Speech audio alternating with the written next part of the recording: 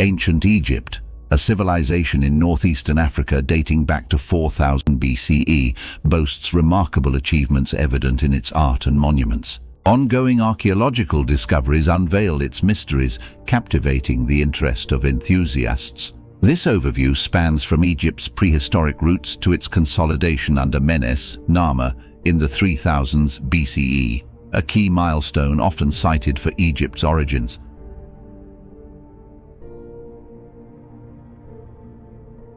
Introduction to ancient Egyptian civilization. Ancient Egypt, nestled along the Nile River, flourished due to its reliance on annual floods for farming.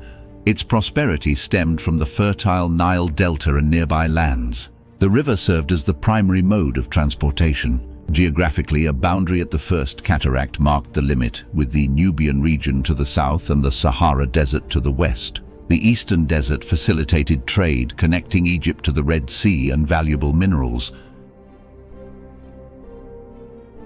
The Isthmus of Suez played a vital role in trade with Sinai and southwestern Asia, attracting immigrants and invaders. Egypt traded with Byblos, obtaining timber from Lebanon and minerals from distant places like Anatolia and Afghanistan. Farming centered on crops like emmer wheat, barley, and basin irrigation. The surplus from fertile lands made Egypt prosperous until the first millennium BCE.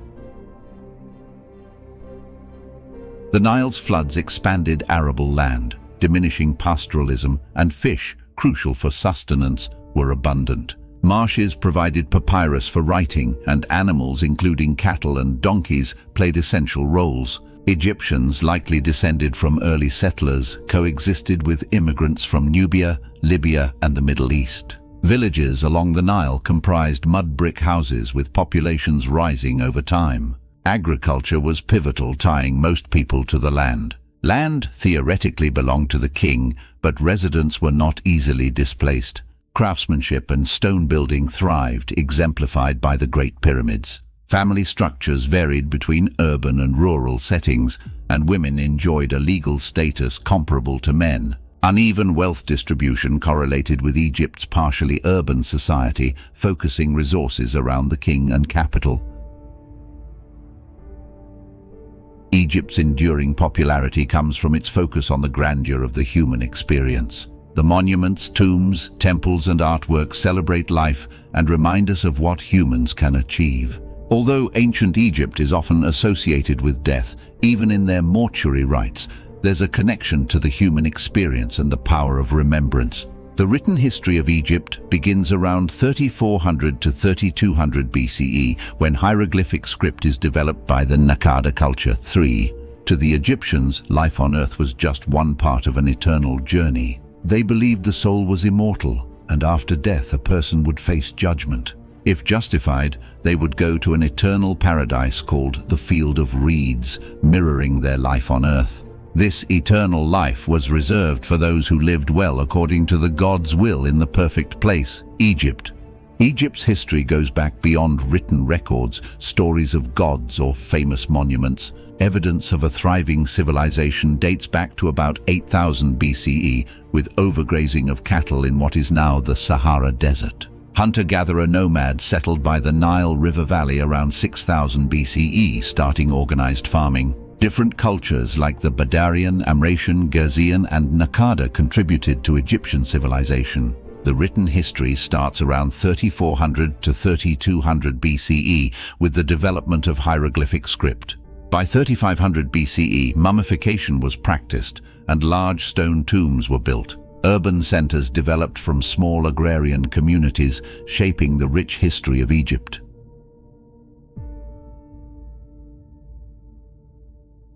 Early history of Egypt. During the early dynastic period in Egypt around 3150 to 2613 BCE, the North and South kingdoms were joined together under King Menes of Upper Egypt. He conquered Lower Egypt around 3118 BCE or 3150 BCE. This information comes from the Egyptica, History of Egypt, by the ancient historian Manetho, who lived in the 3rd century BCE. Even though some later historians disagree with his timeline, people still refer to his work for information on the early history of ancient Egypt. Manetho mentioned Menes and the conquest, but today it's believed that Menes might actually be King Nama, who peacefully united Upper and Lower Egypt. Some also think Menes could be King Horaha, who came after Nama. It's possible that Menes is more of an honorary title, meaning he who endures, rather than a personal name, so it could refer to more than one king. The idea that the land was unified through a military campaign is questioned because the Nama palette, which shows a military victory, might be considered more like royal propaganda by some scholars. There's a possibility that the country was first united peacefully, although this isn't certain. In ancient Egypt, the direction of the Nile River determined the geographical regions. Upper Egypt was in the south and Lower Egypt was in the north, closer to the Mediterranean Sea. Nama ruled from the city of Heracleopolis and later from Memphis and Abydos. Trade increased a lot during the early dynastic period, and people started building elaborate mastaba tombs, which were early versions of the later pyramids. Egyptian burial practices also became more sophisticated, including advanced mummification techniques.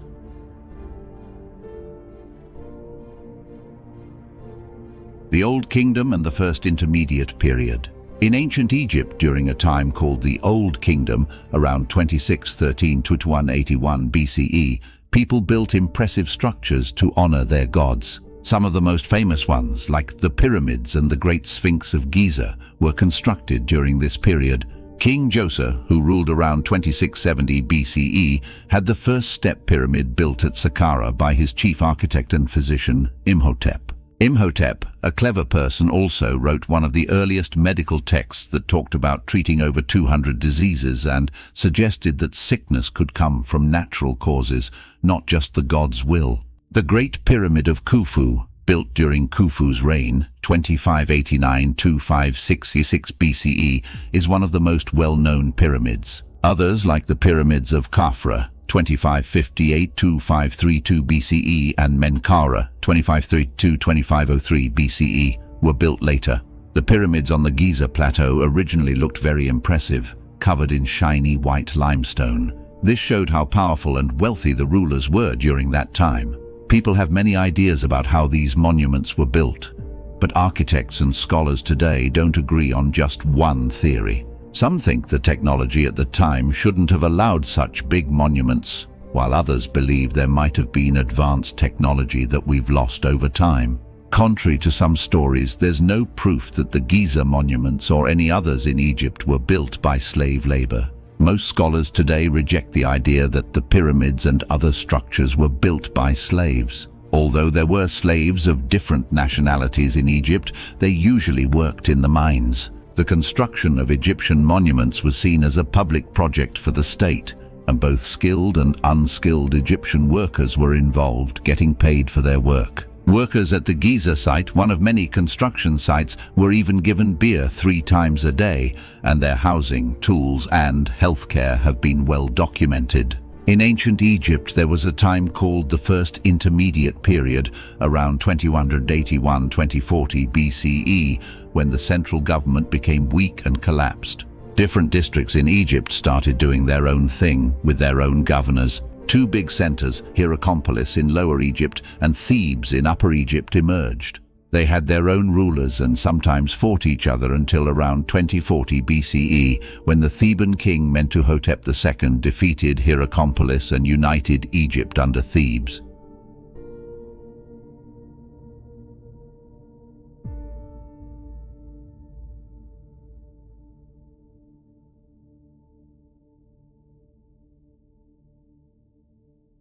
The Middle Kingdom and the Second Intermediate Period. The Middle Kingdom, 2040-1782 BCE, is considered Egypt's classical age.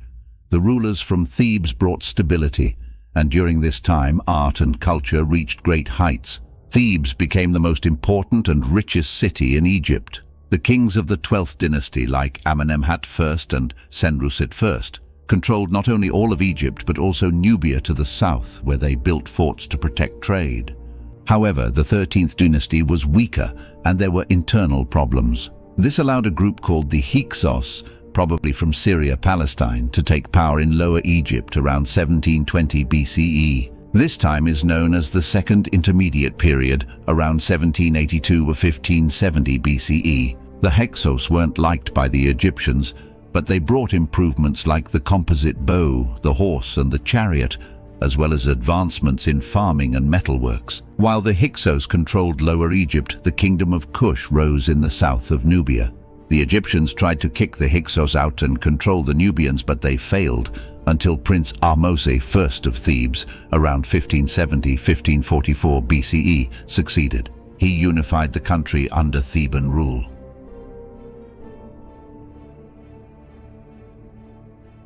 The New Kingdom. Ahmose I started the New Kingdom of Egypt around 1570 BCE, bringing prosperity and a strong central government. The rulers during this time were called pharaohs instead of kings. Many famous structures like the Ramesseum, Abu Simbel, Karnak and Luxor temples, and the Valley of the Kings and Valley of the Queens tombs were built or improved during the New Kingdom. Between 1504-1492 BCE, Pharaoh Thutmose I expanded Egypt's boundaries to the Euphrates River in the north, Syria, Palestine and Nubia. Queen Hatshepsut expanded trade, especially with the land of Punt, and brought peace and prosperity to Egypt. Her successor, Thutmose III, kept her policies and made Egypt a powerful nation. During this time, there were improvements in medicine, and people had more leisure time for sports. Bathing, already a daily routine, became more elaborate for leisure. The Kahun gynecological papyrus about women's health was widely used. Surgery and dentistry were practiced skillfully, and beer was prescribed for over 200 ailments. In 1353 BCE, Pharaoh Amenhotep II, later Akhenaten, changed Egypt's religious beliefs to worship one god, Aten. This period, known as the Amarna period, shifted the capital to Amarna and banned polytheistic customs. Akhenaten focused on his religious reforms, neglecting foreign policy and the needs of the people. His son, Tutankhamun, restored the ancient temples, returned the capital to Thebes, and removed references to his father's single deity. Tutankhamun's reign was cut short by his death, and he is best known for his intact tomb discovered in 1922 CE. The greatest ruler of the New Kingdom was Ramesses II, also known as Ramesses the Great, who ruled from 1279 to 1213 BCE. He started impressive building projects and ruled efficiently. Even though the Battle of Kadesh in 1274 BCE with the Hittites was seen as a draw, Ramesses considered it a victory and celebrated himself as a champion and eventually a god in his public works. Ramesses II built the temple of Abu Simbel, depicting the Battle of Kadesh for his queen Nefertari. Another temple at the site, following the example of Akhenaten, was dedicated to Ramesses's favorite queen. During his reign, the world's first peace treaty, the Treaty of Kadesh, was signed in 1258 BCE. Egypt became very wealthy, with many monuments built or restored. Ramesses II's fourth son, Khemwiset, is known as the first Egyptologist for preserving and recording old monuments. Thanks to him, Ramesses II's name is seen in many ancient sites. Khemwiset left records of his efforts, the original builders, and his father's name. Ramesses II, known as the Great Ancestor, outlived most of his children and wives. He lived for 96 years, more than double the average lifespan of an ancient Egyptian. When he died, people were scared, thinking the world might end, as they had only known him as their ruler, and Egypt had been different.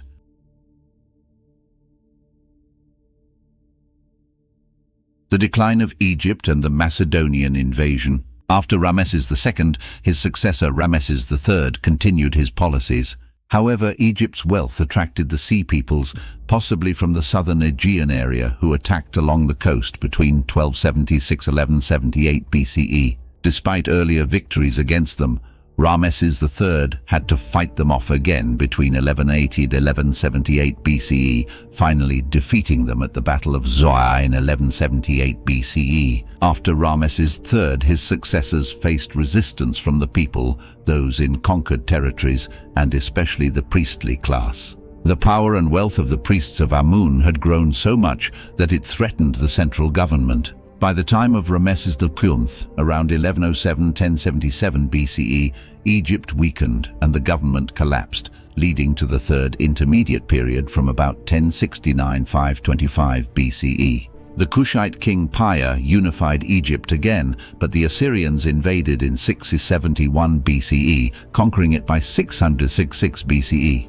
The Persians occupied Egypt until Alexander the Great arrived in 332 BCE, welcomed as a liberator. After Alexander's death, Ptolemy I founded the Ptolemaic dynasty in 323 BCE. Cleopatra's seventh, the last of the Ptolemies, committed suicide in 30 BCE after losing to the Romans under Octavian Caesar at the Battle of Actium in 31 BCE. Egypt became a province of the Roman Empire, then the Byzantine Empire, until the Arab Muslims led by Caliph Umar conquered it in 646 CE, placing it under Islamic rule. Rediscovery of Egypt's past in the 18th and 19th centuries CE has profoundly impacted our understanding of ancient history. The Egyptian belief in life as an eternal journey influenced later cultures and religious beliefs, including Christianity. Egyptian civilization's power is evident in how it continues to inspire art, literature, and even religious beliefs today.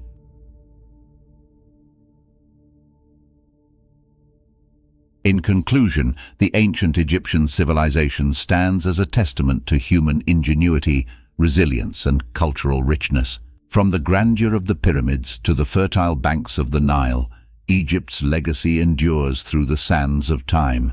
Exploring the complexities of their agriculture, trade, and societal structures reveals a civilization that thrived for millennia.